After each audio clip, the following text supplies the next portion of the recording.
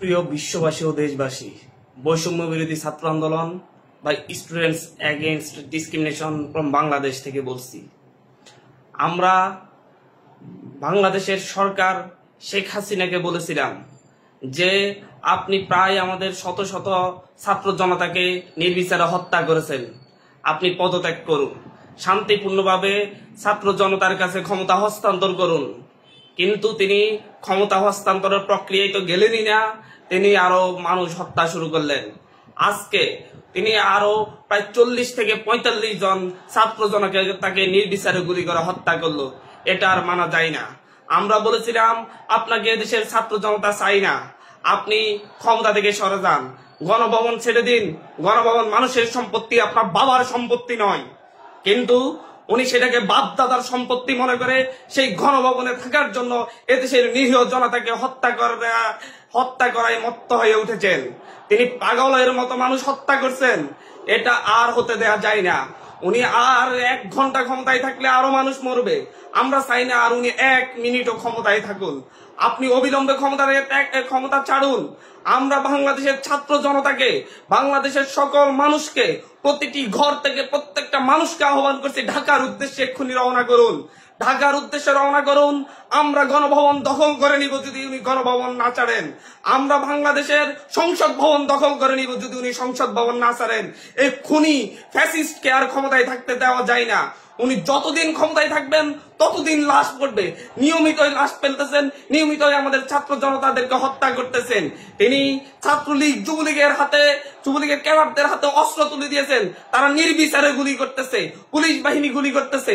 আমরা পুলিশ বাহিনী, আইন শৃঙ্খলা বাহিনীকে বলতেছি আপনাদেরকে আমরা সাধারণ ক্ষমা ঘোষণা করব। আপনারা এখন নির্বিকার হন, আপনারা আর লাশ ফেলবেন না।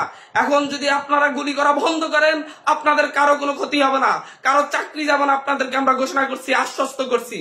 আমরা শেখ হাসিনাকে বলবো অবিলম্বে গণভবন ছেড়ে দিন, ক্ষমতা ছেড়ে দিন, শান্তিপূর্ণভাবে ক্ষমতা হস্তান্তর করুন। না হয় আগামীকালকে এদেশের ছাত্র জনতা গণভবন থেকে আপনাকে টেনে হিঁচড়ে বের করবে। এটা আমাদের দাবি। জীবনের বিনিময়ে হলো এদেশের ছাত্র জনতা আপনাকে ওখান থেকে বের করে আনবে। আপনি সিদ্ধান্ত নিন, আজকে আপনার জন্য সময় আছে। আপনি কি শান্তিপূর্ণভাবে ক্ষমতা হস্তান্তর করবেন, নাকি আপনি গণভবন থেকে স্বৈরাচারের তকমা নিয়ে, ফ্যাসিস্টের তকমা নিয়ে শ্রীলঙ্কার মতো দৌড়ে ফেলাবেন? এটা আপনার জন্য সময় ভেবে দিলাম, আজকে রাতের মধ্যে আপনাকে করুন। বাংলাদেশের প্রতিটি জায়গা থেকে, প্রতিটি আনাচে কানাচে থেকে ছাত্র জনতা প্রত্যেককে তার তার অবস্থান থেকে ঢাকার উদ্দেশ্যে রওনা করার জন্য আহ্বান করলাম। প্রত্যেকে তার জায়গা থেকে এক্ষুনি ঢাকার উদ্দেশ্যে রওনা করুন। ঢাকার রাজপথ প্রকম্পিত করুন। ঢাকায় কোটি কোটি মানুষের সমাগম হবে, কেউ বাসায় থাকবেন না। আমরা বাংলাদেশের মা ভাই বোনদেরকে বলবো প্রতিটি পরিবার থেকে কমপক্ষে 1 জন মানুষ যেন ঢাকায় আসে। প্রতিটি পরিবার থেকে কমপক্ষে 1 জন মানুষ যেন ঢাকায় আসে। তারা যেন এই বিপ্লবের সাক্ষী হয়। বাংলাদেশের মানুষের প্রতি আহ্বান, এই খুনি ফ্যাসিস্টের বিরুদ্ধে আপনারা ঐক্যবদ্ধভাবে যে লড়াই করেছেন সেই লড়াইকে কালকে পূর্ণতা দেওয়ার জন্য ঢাকার উদ্দেশ্যে আসুন। যে পারবেন পায়ে হেঁটে, যে পারবেন গাড়িতে, যে পারবেন লোকাল বাসে, যে পারবেন রিক্সায়, প্রত্যেককে তার জায়গা থেকে ঢাকার উদ্দেশ্যে চলে আসুন। এবং ঢাকাবাসীকে বলবো প্রত্যেকে প্রস্তুতি নিন। আপনারা ঢাকার বাইরে থেকে যত মানুষ আসবে তাদের প্রত্যেককে আশ্রয় দিবেন। আপনাদের কাছে অনুরোধ রইল, এবং প্রত্যেকে নিজ নিজ ভাষা থেকে কালকে বের হওয়ার প্রস্তুতি নিন। প্রত্যেকে একসাথে আমরা গণভবন, সংসদ ভবন অভিমুখে মার্চ করব।